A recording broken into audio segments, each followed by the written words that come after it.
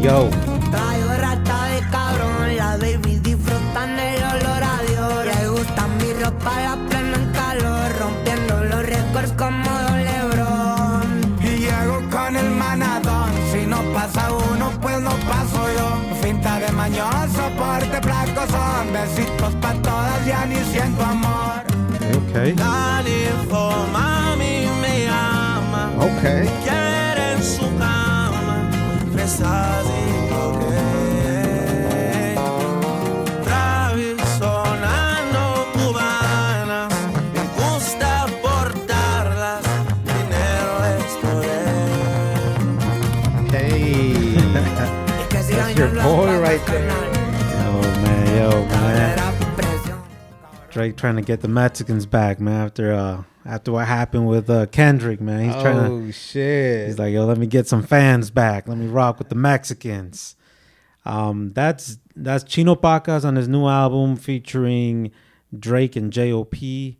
That's the Drake. For a while now, we've been seeing on social media. It's been a couple years. It's been a couple years that Drake's been liking Chino Pacas' music, inviting him to his shows. And all that stuff.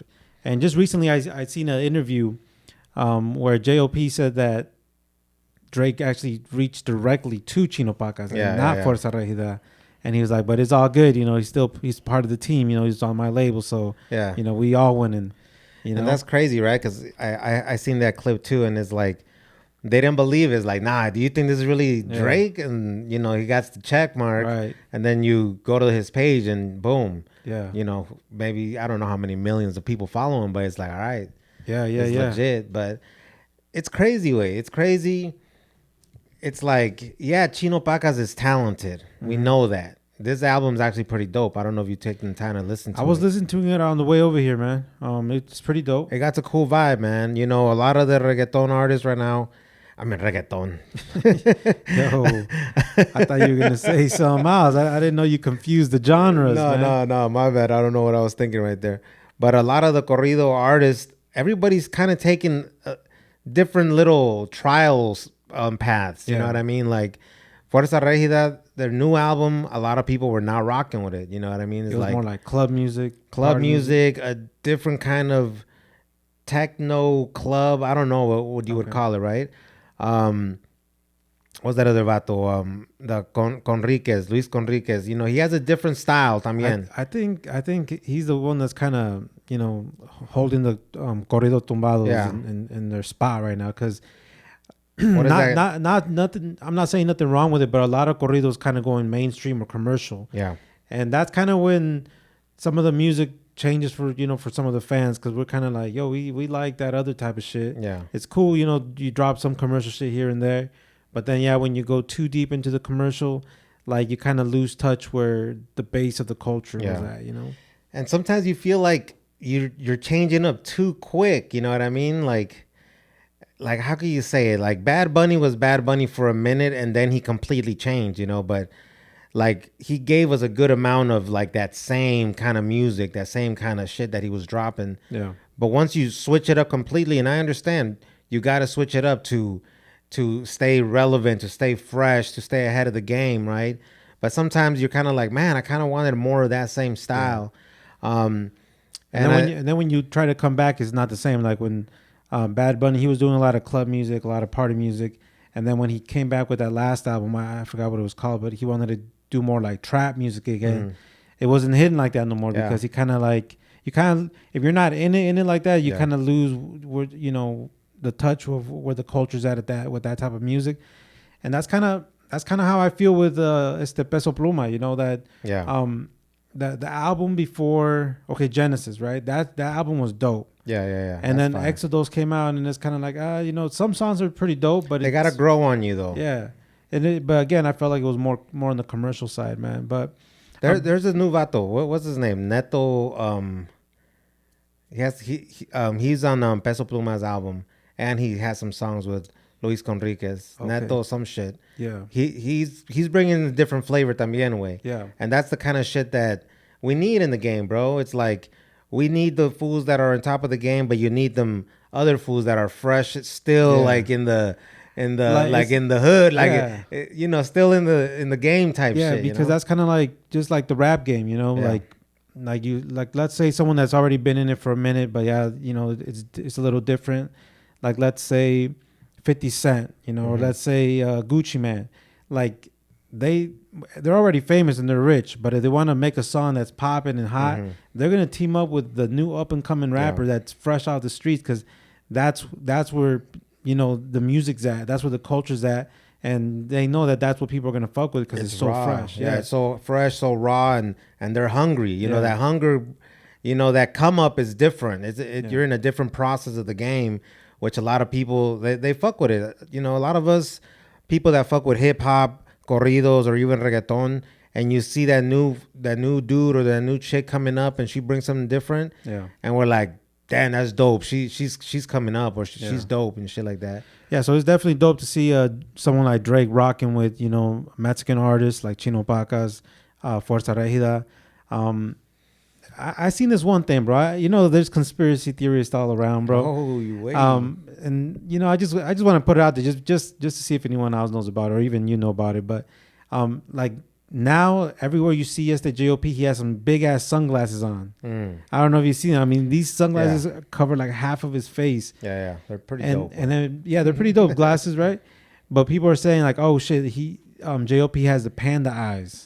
What the fuck is that? Bro, I don't know. That they're saying that is like a ritual. They're saying, oh, Drake did the ritual on J.O.P. Now we ain't never gonna see J.O.P.'s face again because he has panda eyes. And dude, that's fucking stupid. That's what I'm saying, Who comes bro. up with this shit? Bro, I'm telling you, and then on TikTok you can click like the blue word panda eyes or shit, whatever. Why doesn't Drake have panda eyes? I don't know. He's the panda eye giver, not receiver. Nah. Why doesn't Bad Bunny have panda eyes? Why doesn't Nicki Minaj have panda eyes? That's because we don't know. We don't know their story. Did they get panda eyes for a temporary period or what? Yeah. Nah, I'm sure if you follow J.O.P. like on the regular and he's dropping lives or he's dropping stories, he's probably taking them sunglasses off. He doesn't wear that shit all the time. Okay. It's like it's a whole it's like they say apparently it is a myth, sodomizing someone, and it goes very, very deep into that. But that's what people are saying, bro. And I'm just like, I think people see big artists teaming up with, which I think Fuerza Regida, they're already big artists, but like when you put them on like the world type of chart, that's different. But you mess with someone like Drake, then you start becoming more world known. But that was just kind of crazy to me. When you're a superstar, you got to dress different way. Yeah, you get a different tier of stylist way. Yeah, like J.O.P., he can't come out like a regular cat, bro. He has to stand out. Right. Peso Pluma is different now. You know what I mean? When he started becoming a superstar, you started seeing him adding more tattoos, dressing different.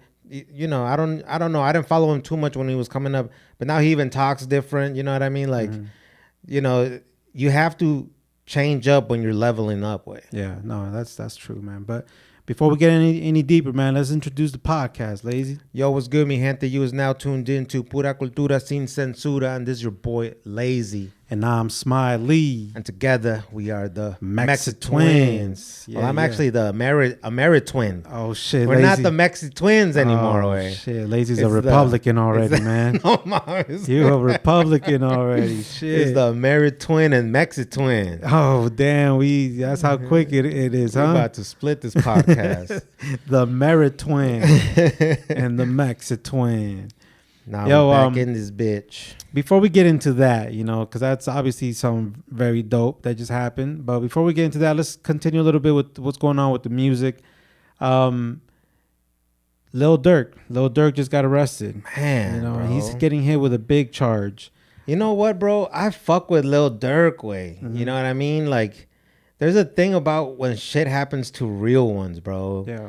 Obviously it's not at the same level with like Nipsey or Young Dolph. They got murdered. You know what I mean? That shit hurt though, because you're like, man, those were some real motherfuckers way. Right. But Lil Durk getting busted, and you're looking at the charges, serious shit, bro. And it's like, damn, bro, how they get Lil Durk, bro? He was a real motherfucker, way.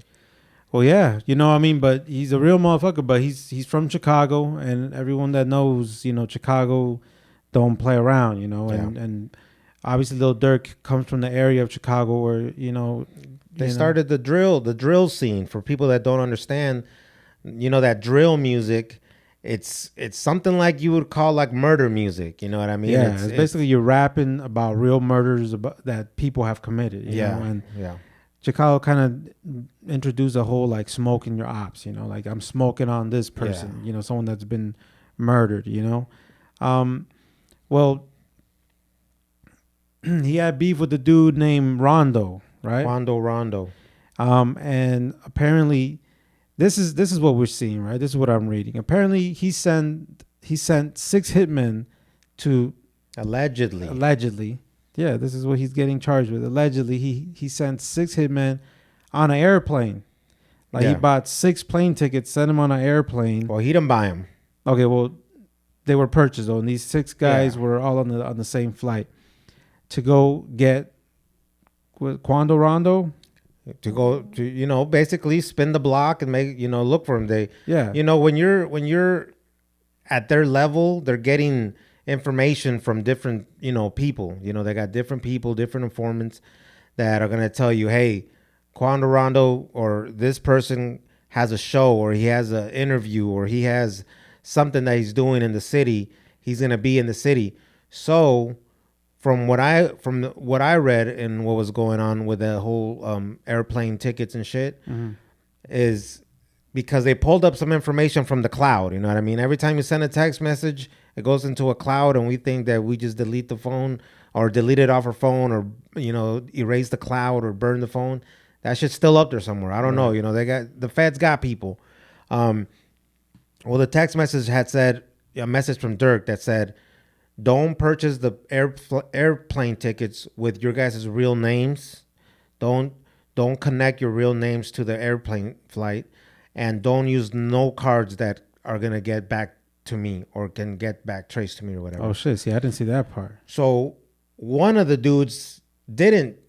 You know, the other guys, 4 of them followed the instructions according to these, you know, documents.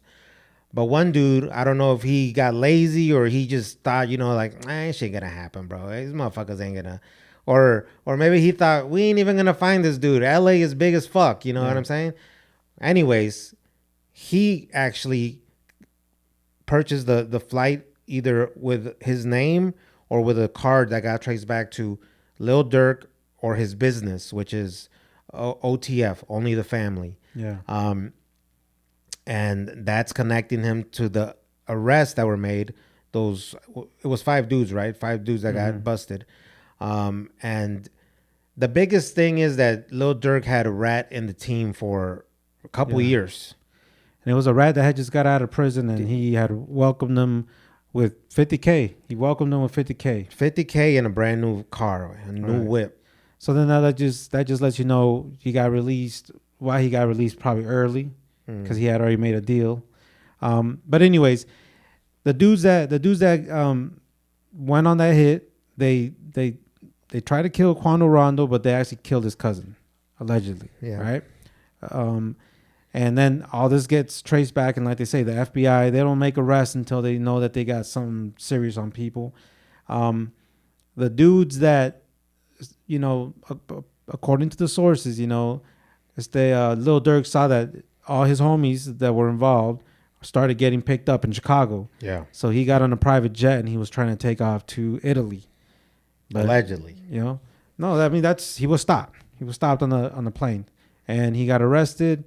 He was being held in Florida, you know. So that we can say, because that's how he got caught or, you know, stopped at.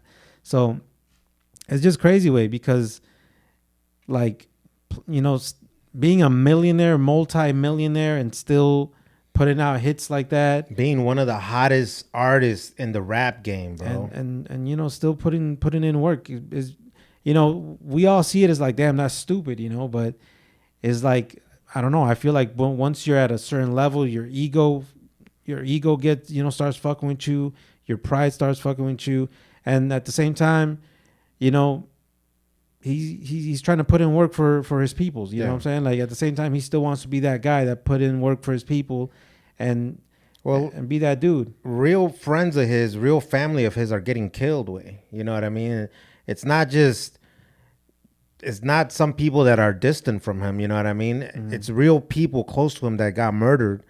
So anybody that's listening, just picture one of your brothers get murdered. You know, one of your best friends that you consider a brother get murdered. There's a good possibility that if you know that those motherfuckers are walking around, you're going to want to do something to these people, right? So I think once the ego kicked in, or once a lot of pressure kicked in, is the comments. Anybody who keeps up with hip-hop or the rap game or anything with Lil Durk, it was very popular to say, it was almost like a trolling thing to say, quick with it. Lil Durk, what the fuck are you doing here? Go slide for Von. He could be anywhere. He could be at the Grammys. He could be at a party. He could be on a podcast. What's he doing on the podcast? He should be sliding for Von. Yeah, for King Von. For King Von, you know. So that also puts a lot of pressure. I don't know if you've seen that clip when he was getting interviewed by DJ Academics. No. DJ Academics puts him in that spot. He's like, hey man, what's up with this comments, man? I see him all over the comments. Go slide for Von. Go slide for Von. Yeah. And then this is what's on this recording that I seen, the clip. Lil Durk responds like this: well, have you seen those comments lately? And then DJ Academic says, actually, I haven't. I think they slowed down. And then Durk says, I wonder why. And this is all going to be used. You know, even though you can't prove it with some, you could just be like, I was drunk and I was talking shit, you know, and I fucking hate trolls. So I was just trying to talk shit back. But all this shit, we're going to start seeing it like in Young Dolph's case. All his rap music, interviews, the feds are going to clip all that, just like motherfuckers clip shit and put it on the internet. The feds clip shit and put it in the fucking trial way. So I want to show you this song way that I'm sure you've listened to it way, and this song gets me hype way. Okay. But if you listen to the lyrics, it's not good for fucking Lil Durk way. All right, let's hear it. Let's check it out. Just so the people that don't keep up with Lil Durk get a little understanding of what kind of music Lil Durk drops.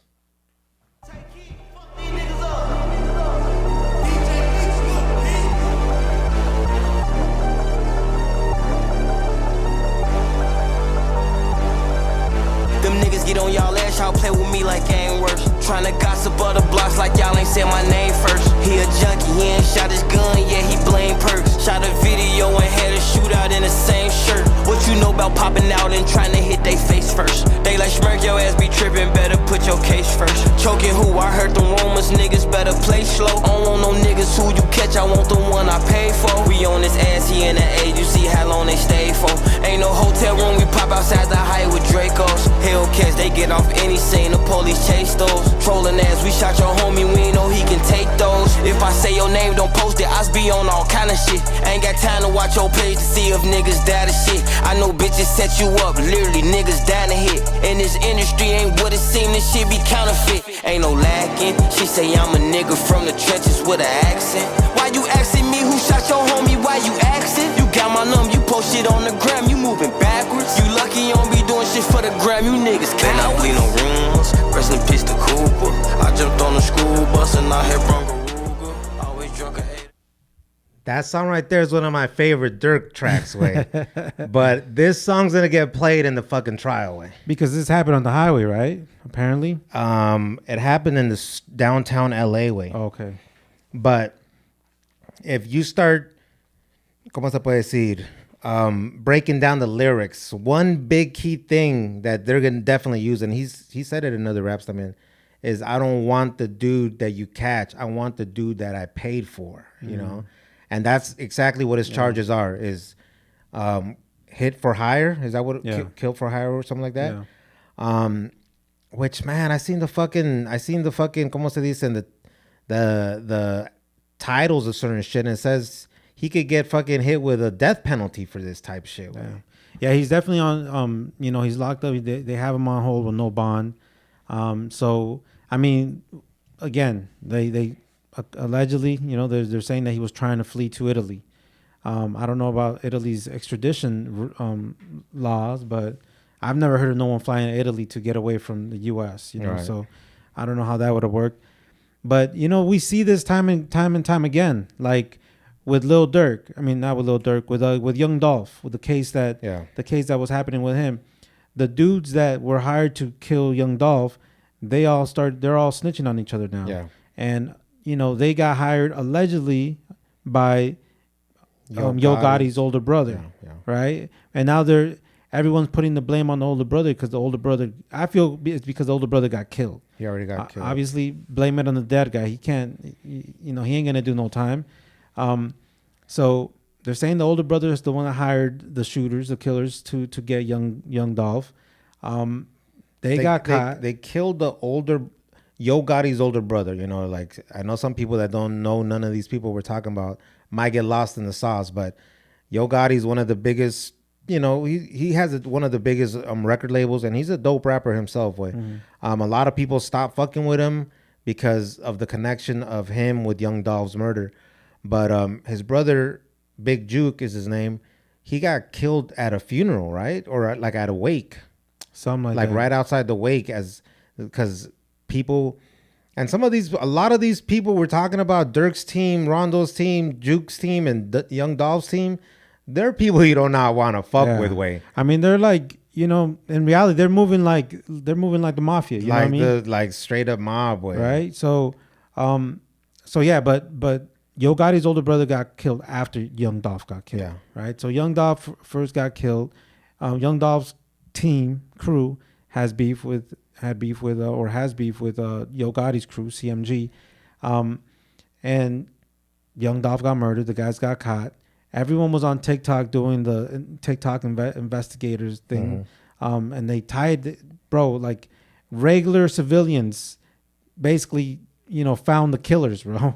It was crazy. Yeah. Well, yeah, the cameras, they even catch like an angle of a house. The angle, the shoes, the car. The hat was a big deal. Yeah. The hat, it was what is it? Bass Pros or whatever. Oh, was it? Yeah. And I think I don't know if it was already popular or that even made it more popular, pues, pero yeah, the TikTok investigators, they found the house because there was music videos recorded there.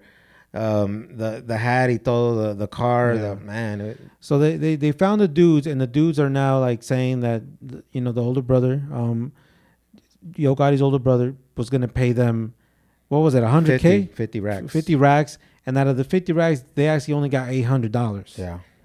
And now they're both snitching on each other. I mean, they're all snitching on each other, and it's like for what? Like, it just makes you think like.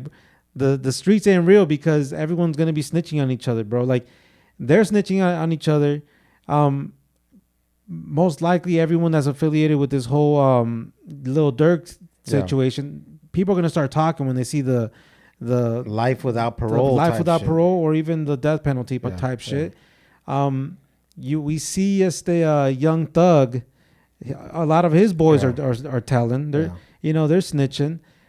He might get lucky and get off on a mistrial, because there's so much going on with that trial. I don't know. It's just crazy how some of this shit works, right?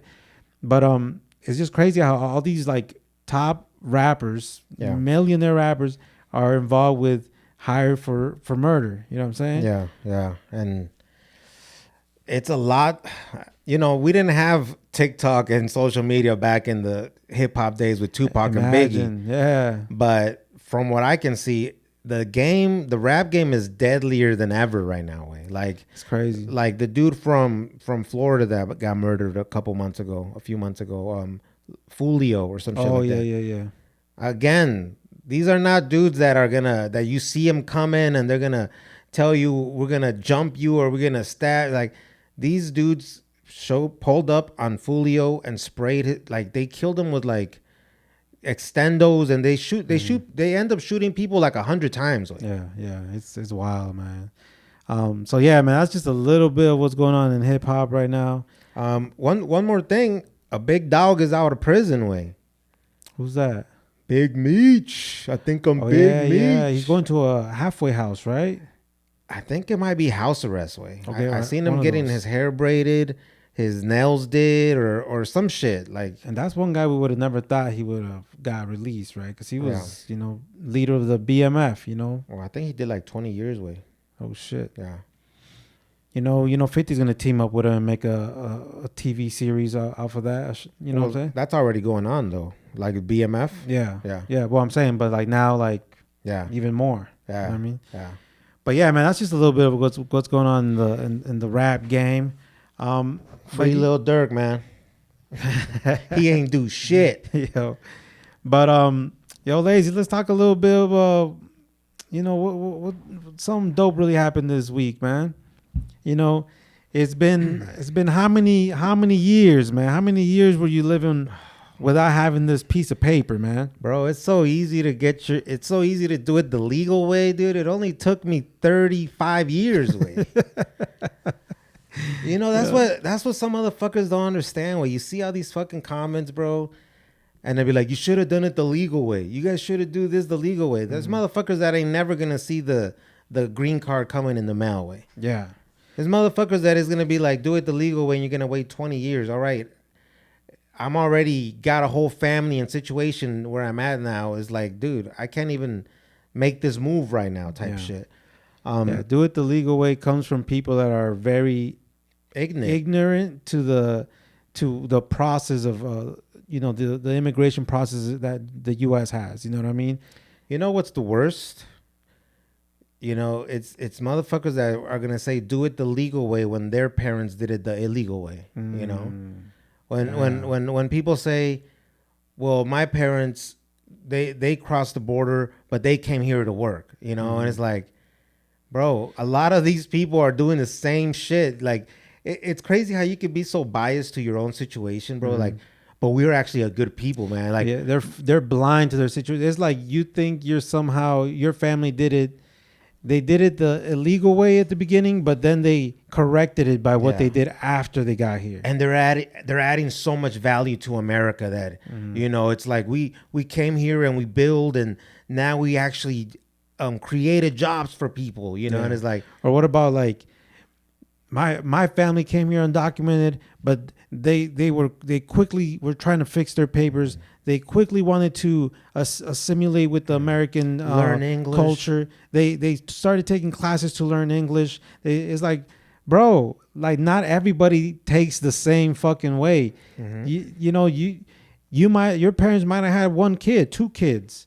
There's people that have 4, 6, 7 or more kids. You think people have the ability to work 2 jobs, raise kids, and then still be able to go to school and learn English? Like, bro, that was not an option. Who wouldn't want to have the ability and the time and the, what I'm saying, the privilege to learn, to take English classes and learn how to invest and learn how to start a small business? Like, like that would be lovely. Everyone would do it if they could. If there was actually a process that you came to the U.S. and then they're like, all right, just come into the immigration office and fill out the application, and you should be getting it in 2 weeks max. Like, no, it don't work that way. You will be on a 2-year probation if you continue to follow the laws and don't get in any trouble, then you get your green card. It's not like that. We know motherfuckers, bro, that they get tricked, where it's like, okay, you want to file? Okay, well, go to Mexico, apply there, and then once you get approved, of course, it's always if you get approved, then you come back and then you got your papers, because you got to cross legally. How many thousands of stories that we don't even know about, but I know of stories of people that I do know, that you strictly get banned automatically 10 years as soon as you get denied. Right. You can't come back 6 months later. It wasn't an answer that you missed incorrectly, and okay, you can take it away again in 2 weeks. No, motherfucker, this is 10 years now. Yeah, we'll see you in 10 years. And it's it's sad because, like, firsthand, we know this feeling. It's nervous when you're talking to like when you're at an immigration office, or when you're talking to people that work at the immigration offices. You're having interviews, you're filling out applications. You're nervous as as a person that grew up here our whole lives, like we were brought here when we were 3 years old. We know the American way. We speak very, very, we speak very good English. We, you know what I'm saying? Like we we grew up basically all our life here, and we still get nervous when we talk to immigration. Anyone even police, exactly, even sheriffs. But it's like, now imagine people that came here at a later age, and they're like our parents that came here, older. They don't know the language like that. They don't fully understand it. They don't fully understand how like the laws work up here, and so they're nervous as hell. Like they have everything on the line when they're having these interviews with immigration. It's like, in their head, is like, if I say something wrong or say too much or not say enough or say it in the wrong way, like I'm gonna be sent back to Mexico. What are my kids gonna do? You know what I'm saying? Like people don't understand how nervous you would be if you're in an interview, where your whole life depends on it. You know what I mean? Especially if, now that you get older and you hear so many stories and people's experiences, that it's like, if immigration, the office or whoever you go have a meeting with, if they even seem to catch you in a lie, but you might have explained something or didn't remember something correctly, and then you tell a different story, then you're automatically looked like as you can't be trusted, you're lying, and you're going to get denied, Yeah, and that's what I'm saying. And people, from being so nervous, like they might not even know what they're answering to. You know what I'm saying? You might answer in a certain way because you know what I'm saying? Like you kind of freeze, you kind of like blank out. And they be asking them questions all crazy too, like all confusing. It's not like a straightforward answer. It's like it's the same when you're getting your citizenship or when you're gonna go buy a gun. It's like, have you ever, came across to terrorize the country? And it's like yes or no questions, right? But then they'll kind of like switch the words around, and then you're thinking you're gonna put like no, but it actually should be a yes way. Yeah, I can't remember no exact example, but then it says, once you get towards the bottom, if you answered yes on the number 1, then you have to explain that, bro. It's so confusing way. So imagine you need a translator. I don't need a translator, but when I was buying a gun, I didn't get this when I was applying for citizenship. But when I was buying a gun, I was like, I don't fully understand this question because look the way that it's worded. And then he's like, I can't help you because that's like against the law to be able to tell you what you should write. And then you kind of sometimes you kind of have to guess way, and imagine you have an interpreter, and then they ask you something and you don't know how to answer it, and the person that's doing the test looks at you with a confusion or maybe you don't know what lie to make up in their mind. It can get real complicated way. Yeah. No, it's wild, bro. So I guess that's one thing that, I don't get when I see people like us, like immigrant kids or even first generation kids that have parents that came undocumented, and came like a lot of our parents came, and they don't see the struggle that we see. They it's like they forget where they come from and what their parents had to do for them, because now they view the world in a different way, and they stand behind policies that is kind of like, bro, they're completely going against who we are. Yeah. You know what I'm saying? Like we know so many people that have DACA. You know what I'm saying? And then it's like, motherfucker, you had DACA and somehow you became a citizen. You took the steps to become a citizen after you had DACA for so many years that that was brought by Obama's administration.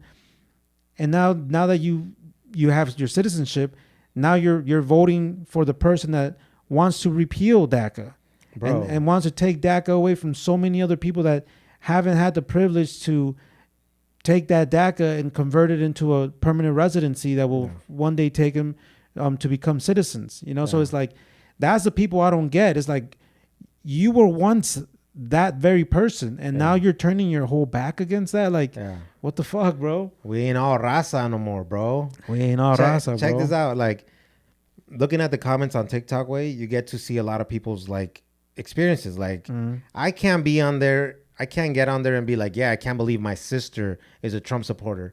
I can't go on there and leave a comment like, damn, I can't believe my wife is actually going to vote for Trump, you know, like knowing what I went through as a kid growing up illegally and the struggles it took for me to become a citizen, you know.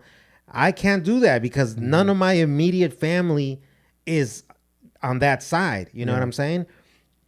But reading comments, I see people leaving comments like, you wouldn't believe my brothers being on the DACA are want Trump to get voted in. Yeah. You know, so many of those comments like, oh, we won't believe my brothers or sisters or whatever, or tios or tias came here illegally and they want to vote for Trump. And it's like, what the fuck, bro? I seen this one video, bro, on TikTok. This girl, she's from California. She's Chicana. She's, you know, Latina.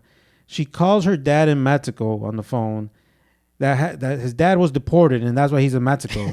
And she's like on the phone with her dad. Hey, Dad, you know, hey, I'm just calling you to, you know, just talk to you about who I should vote for. Who do you think I should vote for? And then the dad says like, well, Trump, right? And then she's like, I don't know. Like, you want me to vote for Trump? He's like, yeah, why not? We should vote for Trump. And it's like, bro, first of all, like, I don't know who deported him. You know what I'm saying? I don't know what administration deported him. But it's like, bro, like, I don't know. I don't understand those kind of people. It's like that administration is happy that you're deported. You know what I'm saying? They're happy you're not here. And you're over here still going for the other team, bro. It's like, I don't know, bro. Like that term that, you know, I don't want to get disrespectful. But I'm just saying that I don't understand those people. I don't know. I don't see that deal. And I'm not going to lie. Bro.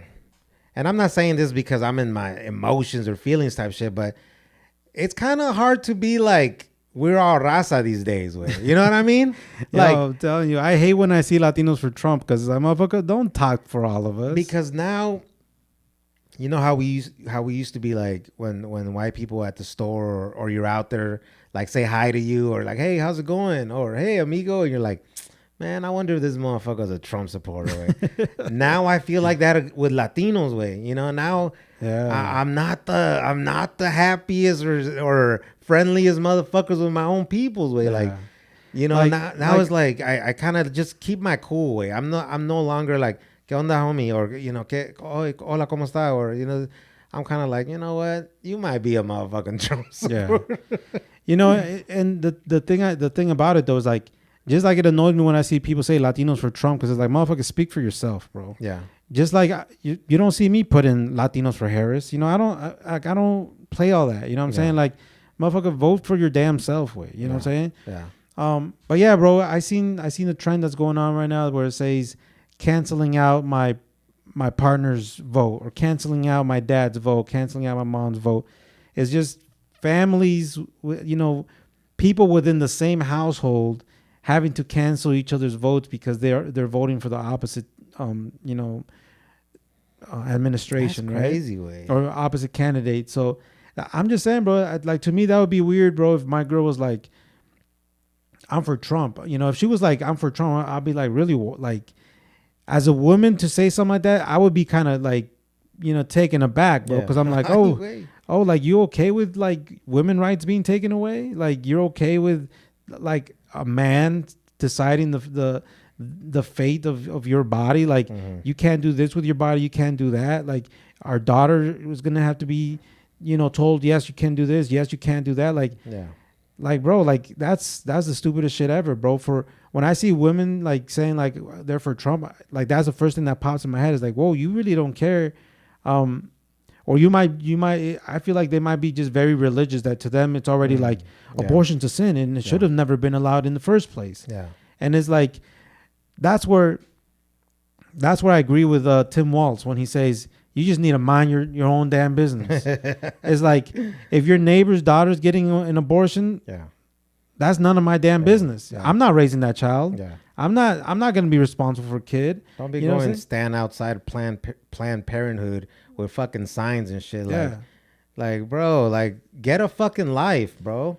That's what I'm saying, bro. So I feel like, but check this out. Like, motherfuckers on that side are so quick to be like, the government can't tell me I can have guns or not. The government shouldn't be controlling us whether we can carry firearms. but the government can control what your wife does with her body and what your daughters do with their body. You know what I mean? And then the ridiculous, like, extreme shit that goes on both sides, dude. I do see extreme shit on both sides. But the numbers that they throw, abortions at the 8th month or the ninth month, like, come the fuck on, dude. Or like, your kid can go to school, a boy, and then the teachers allow him to get transgendered, and your kid comes back a girl. Right. Like, what the fuck, bro? Like, why are you guys talking more about your kid goes to school and changes his sex than your kid goes to school and he's in danger because of all the school shootings that are going on in this fucking country, way? That's not even a fucking topic to these fuckers. Yeah, and that's really what the conversation should be, because when I send my kids to school, my concern is not like my daughter's going to come back and be like, Dad, I want to be a boy, or my son's going to come back, Dad, I want to be a girl. My concern and what we pray about every night, is always take care of my kid. God, take care of my kids while they're in school. Like from gun violence, from kids taking guns to school, or from some crazy maniac running in school and shooting up my kid's school. And we're praying to the same God. Like, I'm just not an extremist like them. What I mean? Like, we believe in God as well. We pray. I pray to God. Me and my family pray to God every day to take care of us. Take care of our kids while they're at school, take care of us in every way, right? But it's just not being extreme about, saying one thing but doing the complete opposite. Yeah. Like, everyone's, all the churches are backing up Trump like he's some type of holy person when he's blatantly done the worst on TV. What I'm saying? Like, right in front of our faces. So I think that's true, man. Like, a lot of people push that, about a lot of sexual stuff being pushed on our kids. Yeah, I don't like sexuality stuff being pushed on our kids. That's why I don't watch certain things at my house. That's why I don't listen to certain type of music at my house or in the car, because you might, the very same people that might be saying, I don't want my kid's school to be reading these books about kids that are being gay and or transgender and stuff like that, or sexual stuff. But they're in the car listening to Sexy Red on the way to drop their kids off at school. And it's like, okay, so you're cool with your daughter listening to, or your son listening to Sexy Red or like Future and all that shit in the car, which is a lot of sexual explicit shit, but you don't want them to read a book at school that talks about sexuality. Yeah. It's the same shit. On the weekends with the family and friends in the backyard twerking to some reggaeton or some Sexy Red or Cardi B type shit, right? They don't see that as early sexualizing their kids, and this is shit that we see with, you know what I mean? Like, if motherfuckers kept it consistent, I would at least give them that. Yeah, I would at least give them that. Like, all right, you motherfuckers are some extreme Christians that don't do nothing wrong, but no, you guys are saying one thing and showing us another. Exactly. And only people that are not gonna be on this blind side, because I'm not on the blind side. I see the faults of the Democratic Party. I see that too. Yeah. But I'm not out here fully riding for like Democrats, or I don't even announce myself as a Democrat. You know what I mean? Am I voting on that side? Yeah, because that aligns more with what I feel like it's the right thing to do. What I feel like I would prefer for my family and friends than what the other people are speaking. You know what I mean? Yeah. I see people speaking on like protecting and helping and trying to protect people's rights, females. And this situation right now is mostly females that we're talking about, but also immigrants, The other side is talking about mass deportations, even if you're an anchor baby, you know what I mean? Like, they're trying to reverse the birthright citizenship. So if they're trying to reverse the birthright, like, what the fuck are they gonna do to people that just became citizens? There's such thing as a deneutralization, right? Because you can get neutralized to be a citizen, but there is a law for deneutralization. Like, it has to be like some like terrorist attack or something that you betray the country, right? But if you're gonna try to take somebody's citizenship that was born here, what the fuck would you do to people that have become citizens, along the way. And I think that would be interesting, but it would probably be more towards kids that became citizens, what they call anchor babies, but the parents are still undocumented. Mm-hmm. Probably they target that. You know what I'm saying? Because if they, I think because how far could they go? Yeah, I don't think they could go that far away. But anyways, before we get too far, Lazy, you became a citizen. Yeah, like we mentioned, 35 years later, not by choice, but that's how the system is set up. Yeah, that you have to wait for an opportunity. Yeah. You know what I'm saying? Mm-hmm. We're not gonna get too deep on on how we first ended up becoming, obtaining a visa. Yeah, we should say, Yeah, because yeah, we yeah. started off with a visa, and then we became permanent residents. So we got our visas before DACA was even a thing. You know what I'm saying? And again, it was an opportunity. We got our visas. I think I was 25, so we got that like 13 years ago. Yeah. So even from the period of getting our visas, I waited 13 years to become a citizen. Yeah. It's not an easy road. It's not an easy road. So that's why I hold that shit like deep. Way you could say I hold that shit deep, right? Mm-hmm. And we're the type of vatos to be like, man, viva la raza, man. We see raza getting in struggles, and we're like, man, protect la raza. We're on the same fucking, we're the same team. Some motherfuckers say viva Aslan, and we're like, all right, I'm not fully with that, but I'm still with raza, But then now it's like, you got those same motherfuckers that are saying viva la raza, Mexican pride, Chicanos, viva Aslan, and la revolucion.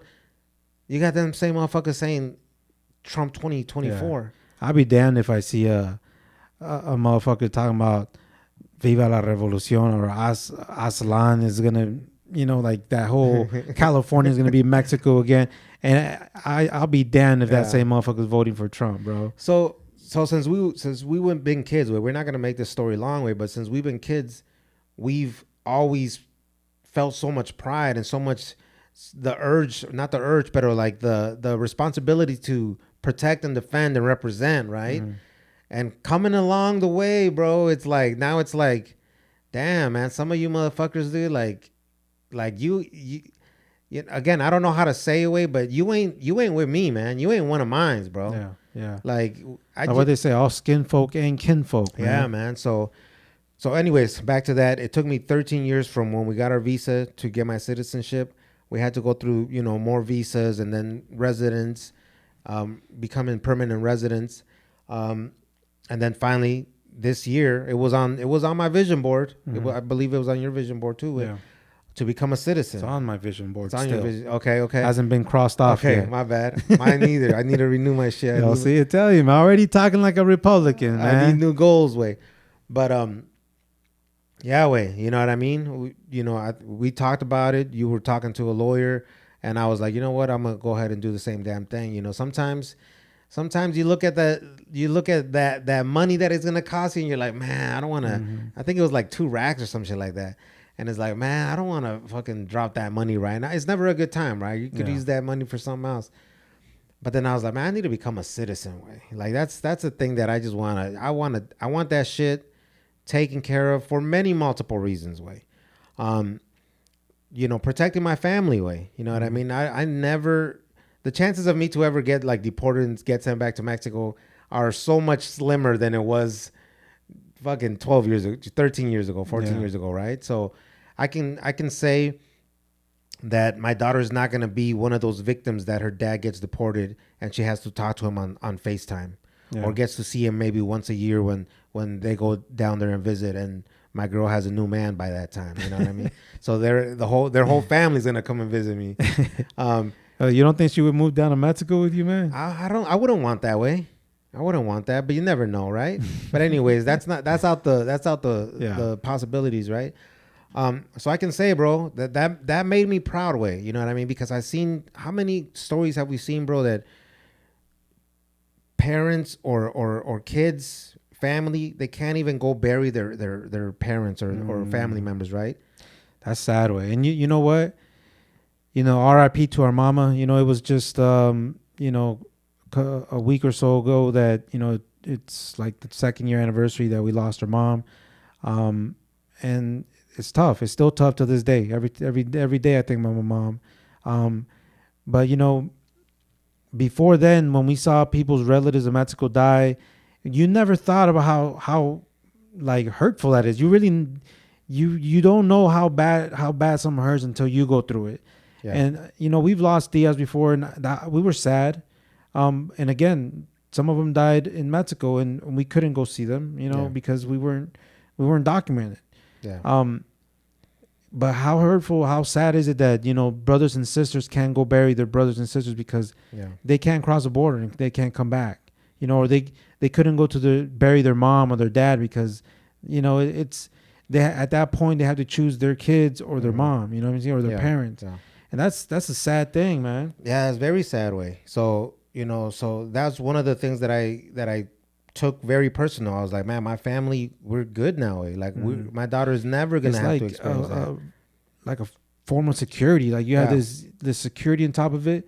It's one less worry way. And like how, like as your confidence, did that do anything to your confidence? Does that do anything to how you walk around, how you feel as a brown man in this country now with like the full right of a birthright citizen? Yeah. It didn't change that. You know what I mean? Like maybe walking into being able to vote, that was different because I've never entered any space like that. You know what I mean?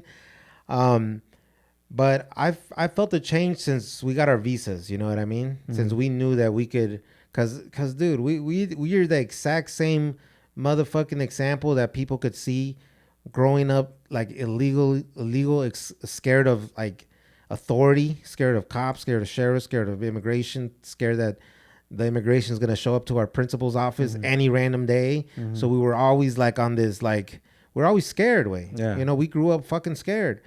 Are our parents going to get deported? You know, one day we got the call that our dad did get deported. You know what I mean? So every day is like, is my dad going to get taken? Is my mom going to get taken now? Is one of my brothers going to get taken? So as soon as I got the visa, that changed. Yeah. And then when I got the permanent residence, then I felt so much more comfortable way. And that's another thing that is weird. Our story is going to be different way because we got here when we were 3 years old way. So but a lot of people have. Right. But sometimes you can damn near feel like you already are American. You know what I mean? Because that's just all we know. But we also knew the other side of it. Like we just don't have that paper that says we're American. But we grew up, especially the way that we grew up in Oregon. We grew up in the Dalles, Oregon, which is a small town, which it was mostly white people at that time, right? So we grew up talking different. You know, we grew up saying dude. We grew up saying our friends were white. You know, we grew up like that, and we kind of got Americanized to a certain extent. Majorly Americanized. But there was also a smaller community of Mexicans there, which now I hear that it's grown, you know. Yeah. There's a lot more Mexicans in that town now. But we grew alongside with you know, like you mentioned, we had white friends. My best friends as a kid, they were all white kids, you know what I'm saying?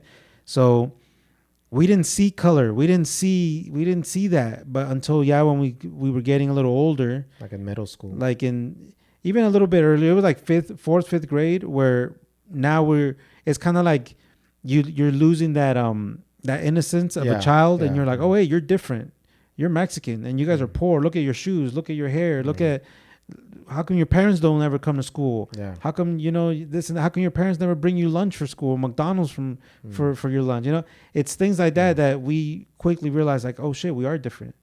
Or like, how come how come like they have a torta for lunch, or like on the field trips and shit. Yeah, or like your parents come and pick you up in nice cars. Our parents come and pick us up in carcachitas. You know what I'm saying? I feel guilty for always being embarrassed of getting picked up in la carcachitas, man. Bro, I'm telling you, and that's how most of all the Mexicans. That's how we were. There was like no Mexican family that were like, oh, they're the rich ones over there. We were all like the same. Yeah. you know. And that was kind of dope because we all clicked up. We all knew like, yo, let's stick together. You know, we know we're different, and you know they make fun of us for that. And we'll back each other up, homie. Yeah, and at that point we started getting into fights because of racist shit that was being said. But yeah, to an extent, when we moved here to Minnesota, we were like, you know, people looked at us as like white, you know, because they're like, you guys don't talk like us. You guys don't. Yeah. You guys talk like white people. You know what I'm saying? Because our Spanish was bad, and then our English was very proper. You know, so to everyone, it was like, you motherfuckers ain't like us, you know? Yeah. But, and we've talked about that before. But yeah, getting my citizenship way, one of the main things was just securing the deal way, becoming the person that I was already felt like, you know what I mean? I'm not going to lie. When I was I thought it was going to be a smaller ceremony, right? But it was like fucking 400 people or some shit like that way. Yeah. And I got that feeling of like, I almost felt like I don't even belong here, man. You know, like I'm already American. Like, why am I like? Why do I have to go through this? And I don't say it like in a fucked up way. Like, oh my God, me creo mejor. I feel like I'm already better than people. No, I just felt like, okay, it humbles you. Like, okay, like you guys are becoming citizens the same day that I'm becoming a citizen. And I've been here my whole life, basically. You know what I mean? And you had people from all over the world. You know, you have Asian people, African people, some Hispanics were there. But that was one of the feelings that I remember. I kind of just felt there. And I was like, oh, man, I kind of, why do I have to go through this ceremony, man? Like, could have you guys just, like, fucking mailed me this certificate and shit, you know? No, and I know what you mean, because one time when I went and got my Social Security card, you know, like, it's crazy. It's crazy when you get your first legit official security card, and it's not just the card. It's not the card. It's a whole little sheet. It's a whole sheet that you get to tear it off. Yeah, you it's like a satisfying feeling when you're tearing that card off of the sheet, and you know what I'm saying, that the little tears that you make sure you don't rip it. You know, so you're like barely tearing it. And then you on the sides of the pillars or whatever of that building on the Social Security card, you can feel the ribbed extra ribbed. Oh, lazy. You think it's something different, but you feel the texture of the building, and then you're like, oh, this is legit. After all the years that, you know, we had to do what we had to do to get ourselves a job. Yeah. But I went to the Social Security office when we got our residence, right? And I'm in the immigration office, and there's, again, I feel American, you know, because I've been here, like I said, since we were 3 years old.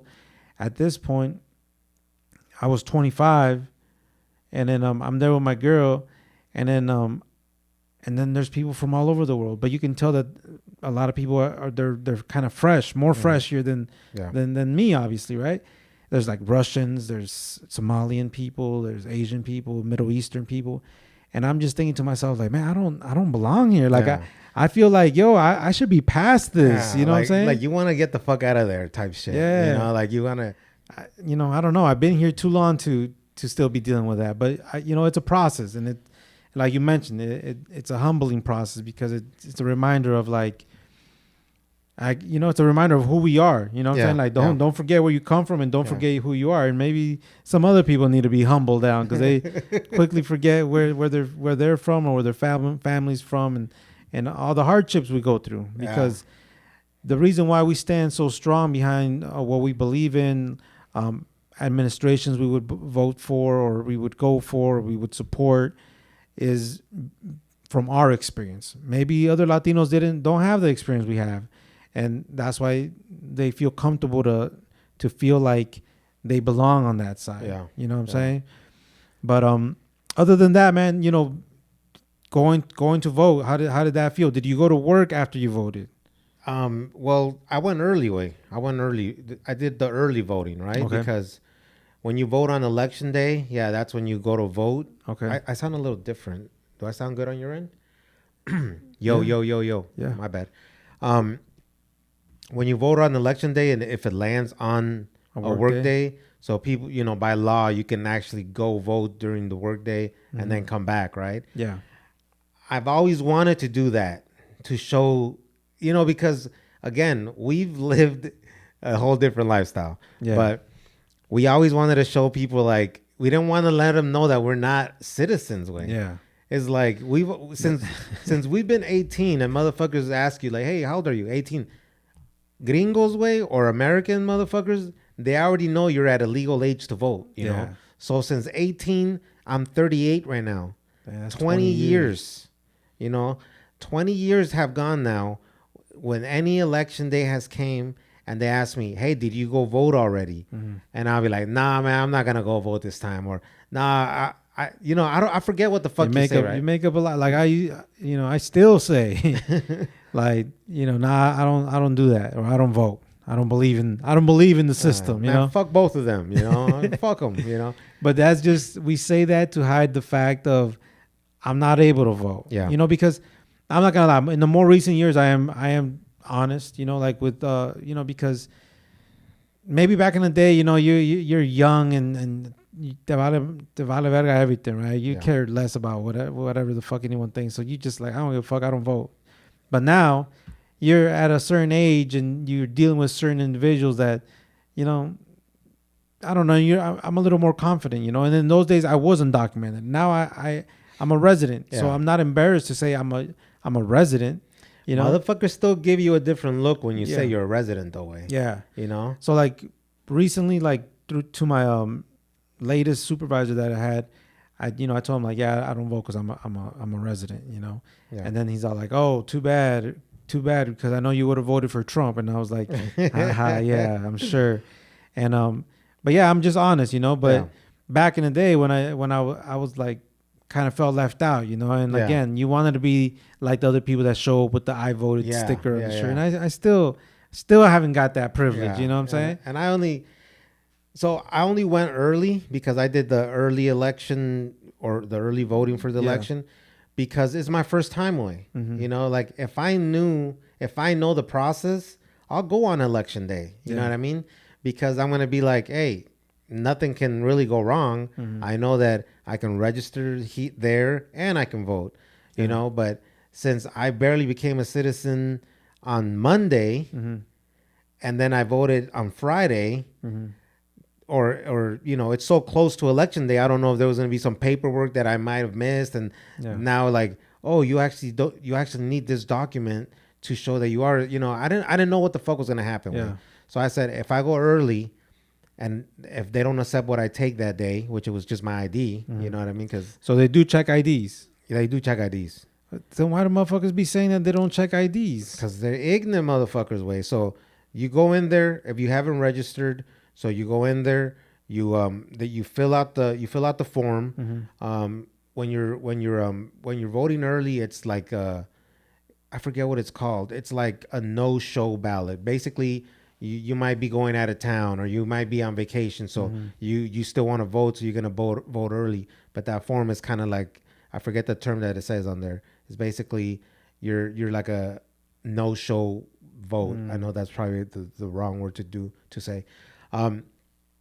So anyways, you fill that out, you take it to the front desk, and then they verify everything on the computer that what you put on the form matches your ID, and then your ID, they run it on their computer, and then they bring out a different form, and then you fill that out again with the same info, name, social security, date of birth, address, signature. So you end up signing like 2 times before they actually give you your voting ballot. And then you go sit down and then you vote, and then you put it in the machine, right? Yeah. So you don't even hand it at least that's for my county. You don't hand your voting ballot, whatever you call it, to a person now, and maybe they turn it in or they don't turn it in. No, the machine's right there. It takes it, and then boom, it's gone. Yeah, so motherfuckers be lying like, oh, they don't even check IDs when you go in there. That's not even this and that, and illegal immigrants are voting and this and that. Is like, bro, like people must not know. Like that lie is the dumbest lie. If you don't know illegal immigrants, you might believe that shit. Yeah. But like Latino illegal immigrants, bro, or undocumented immigrants, We ain't showing nowhere that's authority or officials are if we're not correct with our paperwork. It's like, what? You think I'm gonna volunteer my undocumented ass to go and try to do something I'm not supposed to?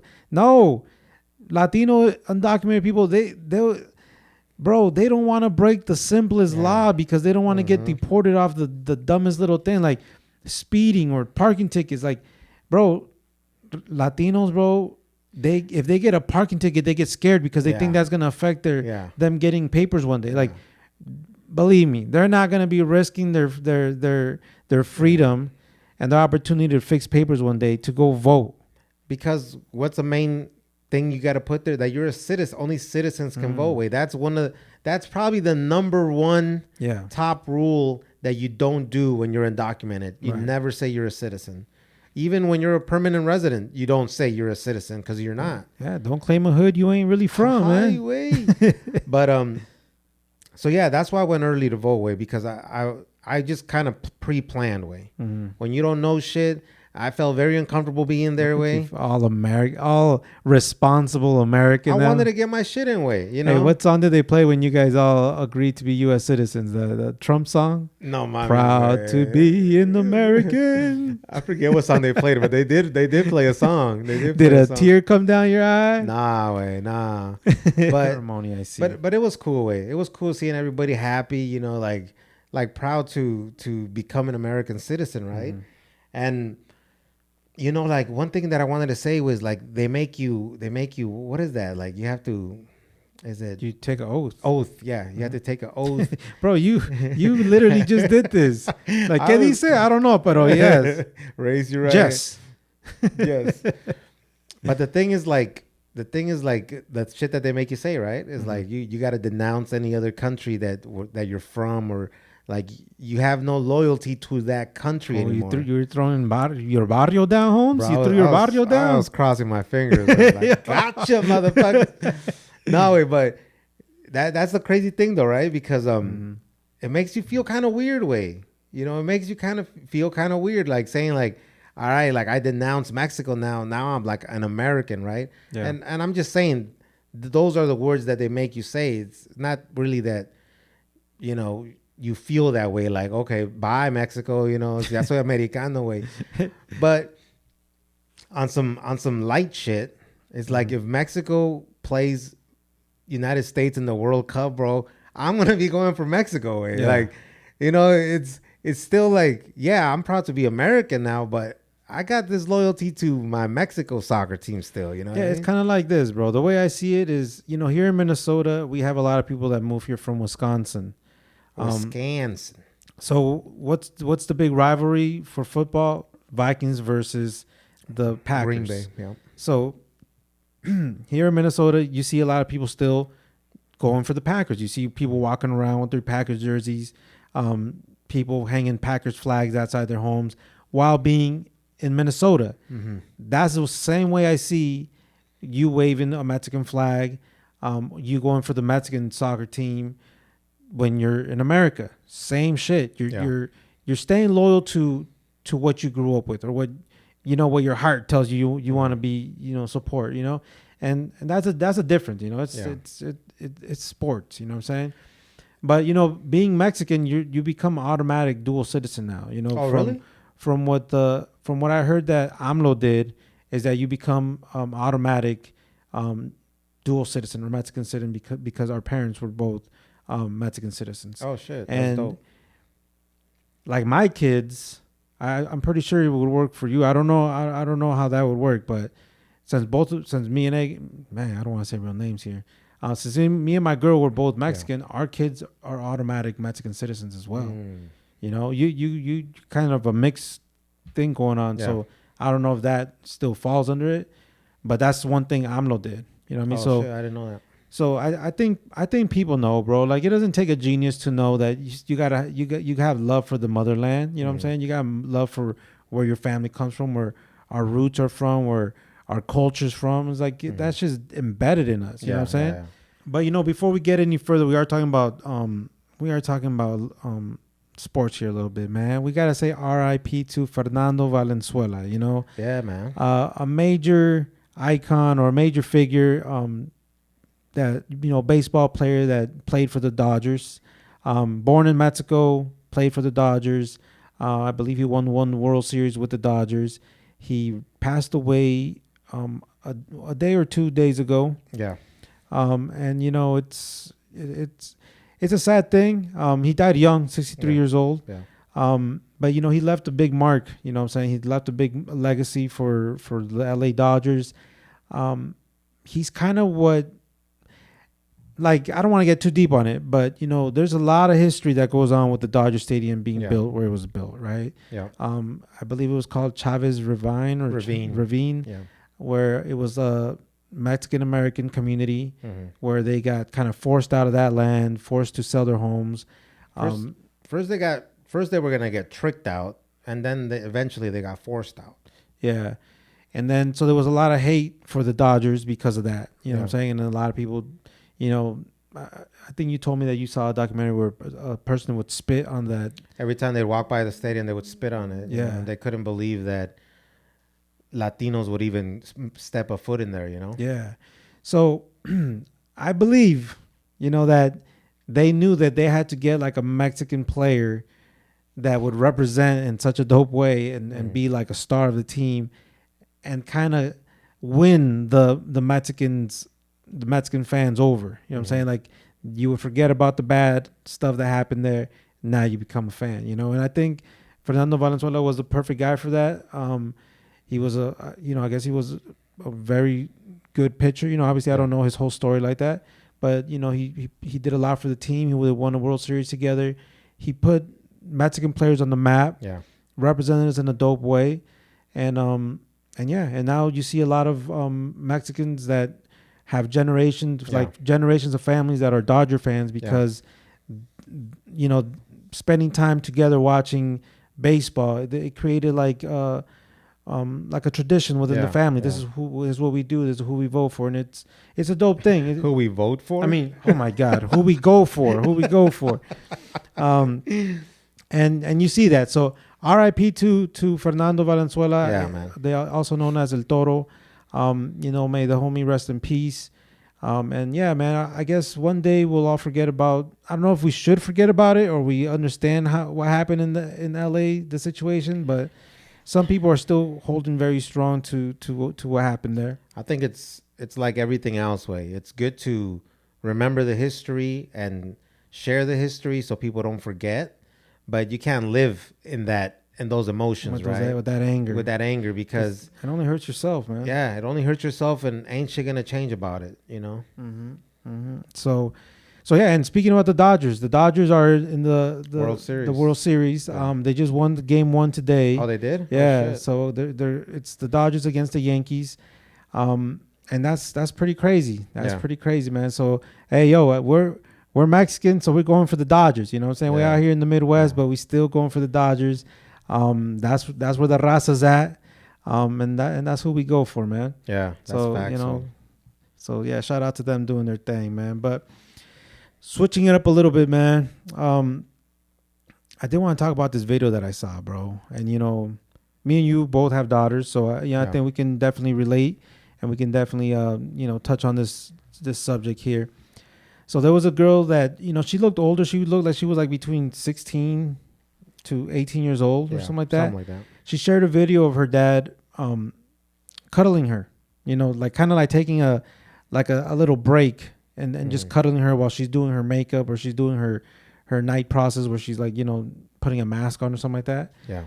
And the caption said, when your dad walks in the room and tells you, like, can I cuddle you just for 2 minutes, please? Yeah. You know? and then he's just laying there, like, he looks super peaceful, you know? He looks like super, like, there's no worries in the world right now. Yeah. You know what I'm saying? And like everything is worth it at this moment. Yeah. And then she's just like giving a straight look, and then she smiles like, yeah, this is my life, and yep, this is my dad. And like the comments were just crazy on there. Yeah. You know, like, we're living in the age way where you can't do stuff like that no more because people see it. You know, people right away are like, red flag. What's up with your dad wanting to hug you like that? Like Like he should, like, I don't know, they're acting like he should give you your privacy, or he should give you like your space. your space. Yeah. But a lot of people are saying like, yo, that's a red flag. That's kind of like, yo, it's giving like you know, it's very sus, you know, like you know, type of thing. It's like cringe. And as a dad, I guess like I saw that and I was like, yo, like people really don't know where some of us dads come from. You know what I mean? Like you guys must not know how it is. And just because you've heard really fucked up stories about some other dads doing some fucked up shit, like that don't mean that a lot of us are like that, or that don't mean that there's a lot of us dads like that out there. You know what I mean? Everybody doesn't have the same experience, for sure. Right. So when I seen that video, I was like, I could totally relate to it, bro, because like there's days where it's been a long day, you know, like there's days where it's just like we're taking care of business. Your kids are in their own little world. They get home from school and then they're excited to play their games, play their toys, do whatever little crafts that they do at home. And then like at the end of the day, you're just like, you know that it's like, yo, we don't got all this time because you got to get ready for bed soon because you got to go back to school tomorrow and I got to go to work and blah, blah, blah. So it's like, yo, let's just cuddle for like 2 minutes, you know what I'm saying? Yeah. And then at that moment, you're just cuddling, you know, like, and it's just like, it's just one of those moments where just like you said, everything's perfect. Everything, it's all the work that we're doing right now, it's worth it. You know what I'm saying? And it's kind of like letting your kid know. Because every time I cuddle my kids, you know, I let them know, like, I love you. You know, you're everything that I ask God for. I'm lucky to have you. I'm lucky you're my daughter. I'm lucky to be your dad. All those kind of things. I let her know. Yeah. And it's like, just so she can always know, like, my dad, he's showing me he loves me right now. Like, he wants to take time to, and then we're just cuddling. Like, I'm like, sometimes it might just be like, they might need it as much as you need it. But at that moment, sometimes I'm like, I need this. I need to like recharge myself. I need to feel like you know that you're the most important thing to me. You know what I'm saying? Yeah. So at that moment, though, in those moments, you're also teaching them your way that you love. You know what I mean? Everybody has different ways. Like some people love really hard, but they don't show cariño. You know, they love you a lot, but they don't say it verbally. I love you. You know, they might feed you. They might buy you a toy. But what they call love languages. You know, everyone's love language is different. And our love language, me with my, I'll speak for myself, is I like to show affection. You know what I mean? I like to hug. I like to tell you you're beautiful. I like to, comb your hair. You know, with my daughter, like I like to just tell her everything that I feel about her, because I just want her to know, like, everything that I feel, I want to say it, you know.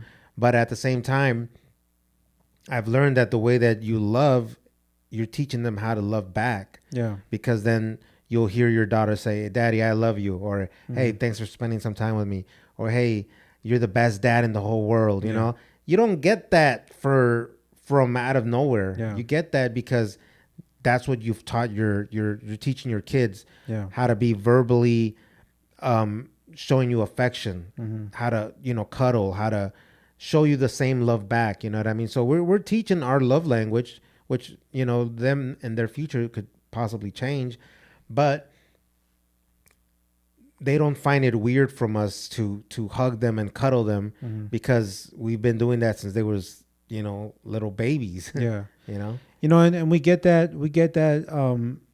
being cariñosos or like being over affectionate. We get that from our mom, you know what I mean? Because when we were kids, like we cuddle with my mom, honestly, till up to the very end, we would cuddle with my mom. We'd lay in bed with my mom. And that was not weird. You know what I'm saying? Like it was not weird to lay in the same bed as your parents. And like, bro, to me, since my mom watched my kids, like I would go pick them up after work and like we'll be in her room and then I'll just, like my dad's there on the chair watching TV, my mom's in the bed and we're laying down.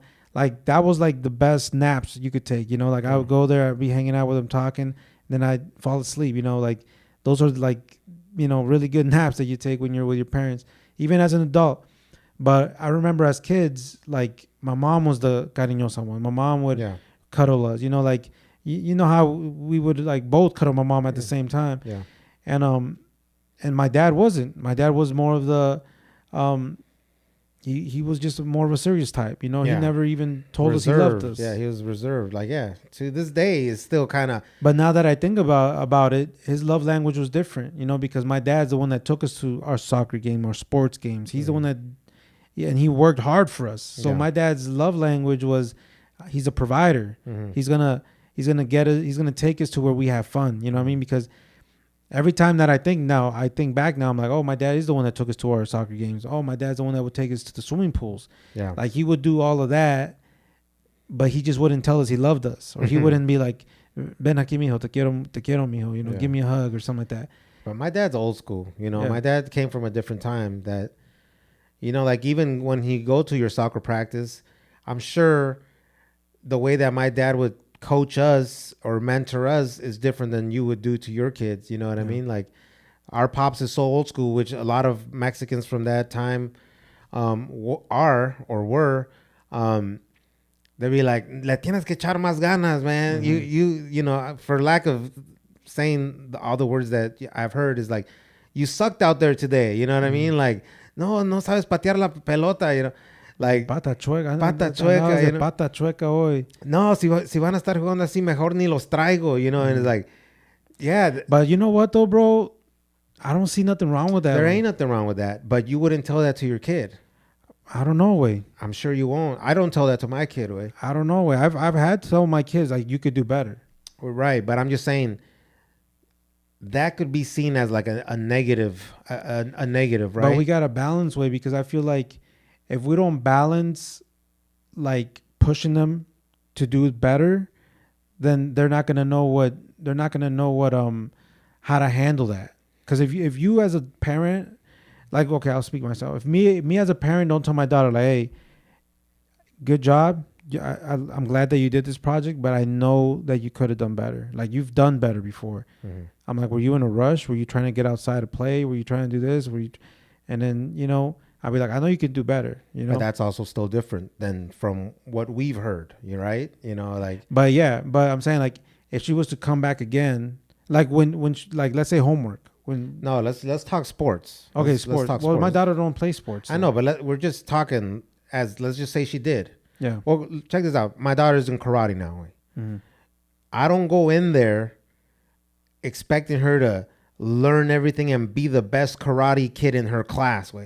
That's not what I go in there for. Yeah. For what? You know what I mean? Like, so I could be like I could walk around like, yeah, my daughter's actually she's actually got the highest belt in her class. Yeah. You know, I must be a very good dad. Like, yeah, but that's not what I do. Different though. If the way I see it is like, if you're not even trying, that's when I'm not gonna lie, I will get upset and I will let them know. Like, if your daughter's in karate and she's not even kicking when they're saying, okay, now kick, and then she's not even kicking. You're going to pull her. You're going to be after the class. You're going to be like, why weren't you kicking? I don't, way. I'll tell you straight up. I'll be like, did you have fun? Yeah, I have fun. I have fun too watching you, baby. Now, when we get home, I know that sounds lame and soft as hell to a lot of people. I just want her to know. I just want her to have fun, way. Yeah. And I just wanted to let her know I had a good time too. Yeah, now, I get that. I'm focusing on where she lacked or where she was not performing at a place where she should be, right? I go home and I practice that stuff with her, way. Yeah. You know, that's the way that I parent, way. I'm going to be watching and I'm going to be paying attention to where you're not performing where I think you should, or at least be at the level with your class. And we're going to go home and practice that shit in a fun way. Yeah. You know, but. Well, that's cool. I guess all parents are a different way. But like, to me, I see nothing wrong with telling your kids, like, yo, you need to step it up. Like, you can do better than that. Like I said, my daughter comes home and she didn't do her homework and she got answers wrong that I know she's got right before, and it just looks like rushed. I'm like, you can do better than this. Like, if you continue to do stuff like this, we're not gonna do this no more. We're not gonna do that no more. My son, if he's looking like he's not, you know, whatever we're doing, you could do better than that. All right, I know you can do better. That quit being lazy and do better. Like, you gotta be tough. Right. My mentality is like, you gotta be tough on them, because if you gotta obviously know when to do it, right?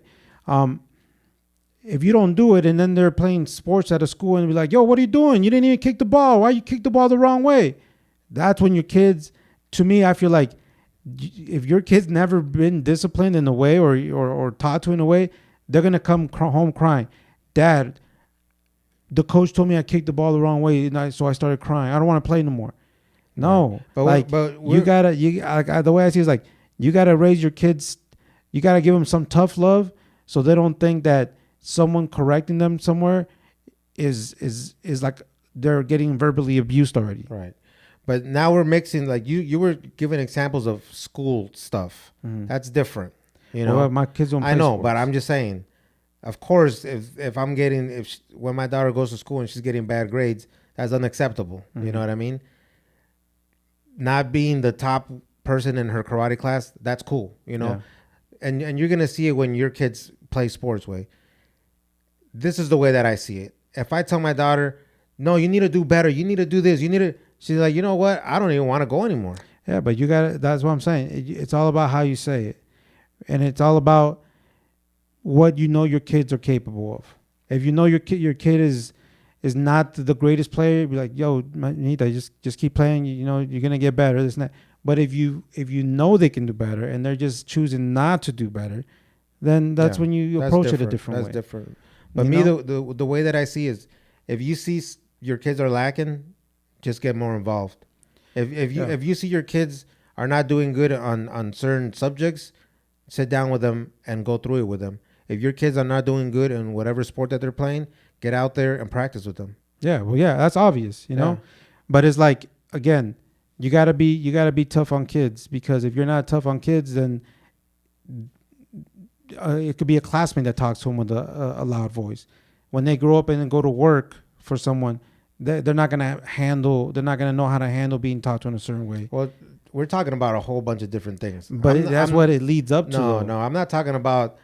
I'm over here just gently talking about everything. I'm not telling you that you're saying that. No, but you're saying now when they go to work and somebody talks to them, we're talking about completely different things. I know. I'm telling you about my kids. I'm telling you that it's not wrong. That, like, I don't feel wrong talking to them a certain way, because I know that I'm telling them what I know that they can do better at, because I've seen them do better.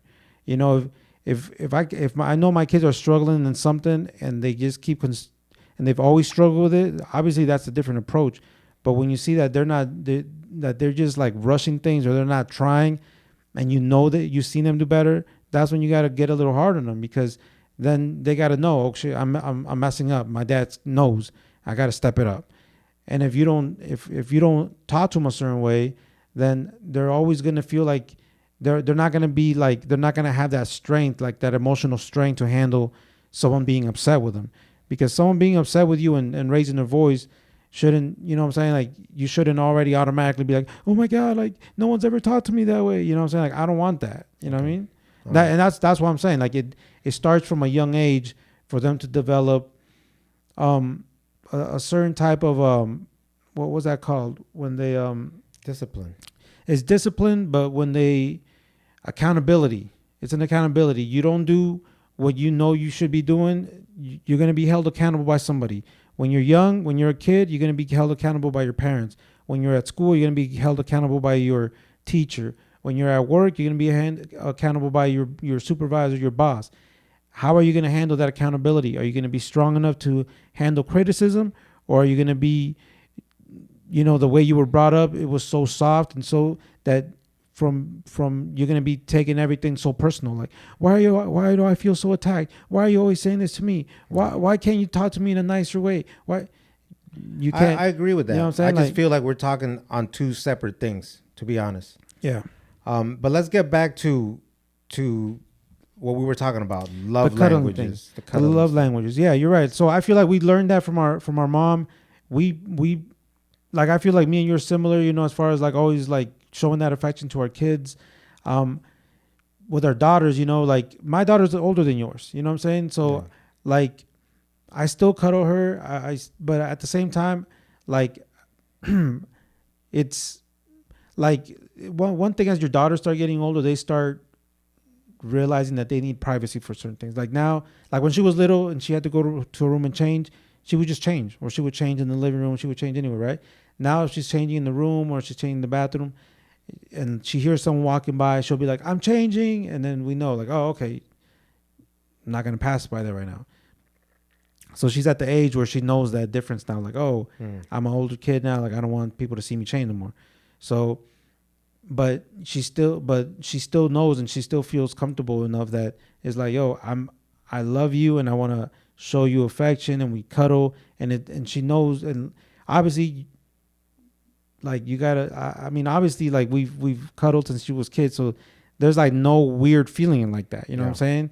And if she ever said like, yo, Dad, like, can we not cuddle like that no more? Like, obviously you got to respect that, you know what I'm saying? But when they know that's like how you've always been with them, they don't see no wrong in it, you know. Like, there's times where my kids will be like, Dad, can you come cuddle us before we go to bed? And that's a dope thing, because it's like, you know, that they also want that affection. They also want that, you know, that they like being showed in love like that. Yeah, it's in the routine, right? Yeah, in the daily routine. So I get it, because I do the same thing. You know, my daughter already knows. Like, my Apple Watch has a timer. That's a normal thing that we do here. Play with me 5 minutes. We set a timer. Play with me another 5 minutes. Hey, can we hug for 2 minutes? Can we hug for 5 minutes? She knows how to talk to Siri. You know what I mean? So she'll say, Siri, give us 5 minutes, or fucking the Amazon person. What's that? Amazon? Alexa. So cuddling is gonna be normal for us, way, but like that video that it went viral, so I had seen it también, way. I'm sure she's not feeling weird about it too, because she's actually replied on like, yo, why is people coming at my dad like he's being a creep? Yeah. You know what I'm saying? Because she's basically saying like, yo, I shared this video to just show you how cute my dad is. Which I would never want my daughter to put a video up on me on TikTok. You know what I mean? That's a different story. But she had to explain that her dad's actions, because so many people in there were basically saying like, that's weird that your dad's laying in your bed.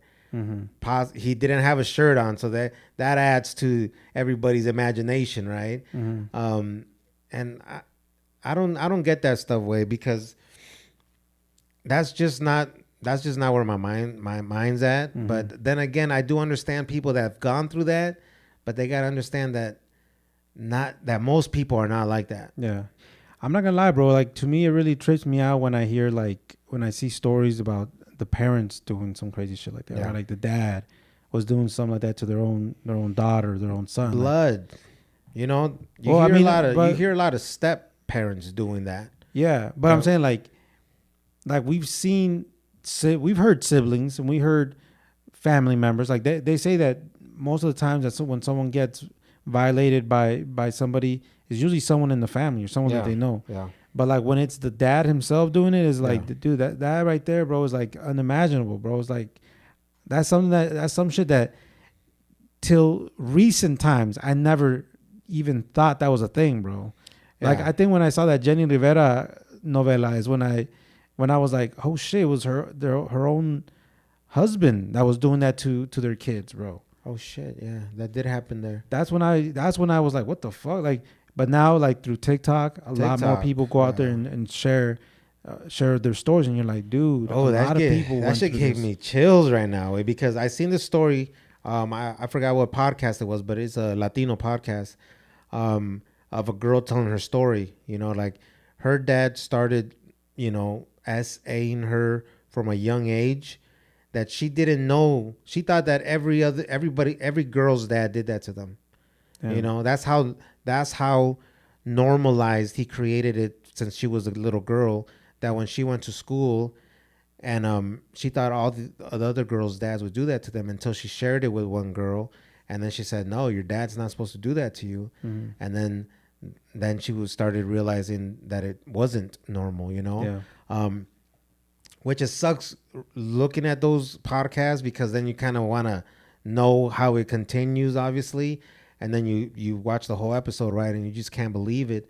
But then you look at the comments, and then you know, it's so common for the comments to be a lot of people that relate to it. You know, like, hey, Like, same here. yeah, eso también me pasó a mí, or yeah, no está, you're not alone. That happened to me too, and you know, my dad's in jail now, or you know, shit like that, bro. And it's so fucked up that can happen. That because of those stories or those experiences that some people have had, they look at a video where it's innocent, you know, love. There's no ¿cómo se puede decir? Abuse going on, and they see it as like, oh my God, like your dad's crossing the line there with you. Yeah, see, and you know, again, you know, that's how we were raising our kids, you know, that it's okay to show affection by cuddling and all that.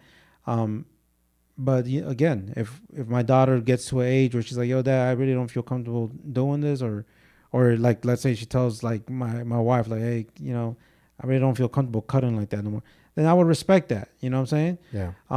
My son, on the other hand, he likes to cuddle too, but not as much, right? So then to him, I really gotta be like, come on, bro, let me just cuddle you for 1 minute, dude. And he'll be like, all right, that's enough, you know, like, but you know, and then, but he's a boy, you know, so he's a little different. But yeah, man, I just feel like we should not look at things like that. We should not start creating that to be a weird thing, because like, yo, it's a beautiful thing to have kids, and it's a beautiful thing for kids to have parents that love them. So like, yo, like, as long as it's a clean thing, yo, let that be without no, you know, without people having these weird opinions on it. You know what I mean? Yeah. Yo, shout out to everyone rocking with the pod, man. We appreciate y'all, man. And yo, they're gonna be listening to this.